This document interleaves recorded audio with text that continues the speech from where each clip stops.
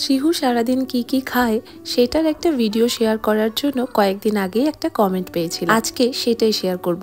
সকালে আজকে ও খুব তাড়াতাড়ি ঘুম থেকে উঠেছে, তাই ওকে একটা কলা দিয়েছিলাম। এদিকে বানিয়েছি ওর ব্রেকফাস্টের জন্য পালং শাকের প্যানকেক, যেটা ও ভীষণ খুশি হয়ে খায়, আর এই রেসিপিটা আমি শেয়ারও করেছি। এরপর 10:30টার দিকে ওকে দিয়েছি একটা কমলা লেবু। কমলা লেবুর ভেতরের দিকে যে বীজগুলো থাকে ওগুলো বের করে দিয়েছি। আর তারপরে এখানে ওর জন্য বানাচ্ছি মাছের ঝোল। আজকে শিঙি মাছের ঝোল বানিয়েছিলাম কালো জিরে আর জিরে গুঁড়ো দিয়ে। লাঞ্চ করেছে ও 12টার সময়। এরপর বিকেলে ঘুম থেকে ওঠার 4:30টার সময় বানিয়ে দিয়েছি ওকে আবার উপমা। উপমাতে আজকে সবজি হিসেবে দিয়েছিলাম ব্রোকলি, টমেটো আর সাথে দিয়েছিলাম পেঁয়াজ। ব্রোকলি দেওয়ার জন্য স্বাদ খুব একটা ভালো হয়নি, তবে তাতে শ্রীহুর কোনো প্রবলেম হয় না। 8:30টার সময় ওকে দিয়েছি ডিনার। ডিনারে আজকে দিয়েছি রুটি আর দুধ। ডিনারের জন্য আমি বেশিরভাগ দুটো অপশনই রাখি, খিচুড়ি আর ডিম সেদ্ধ, আর নয়তো দুধ রুটি।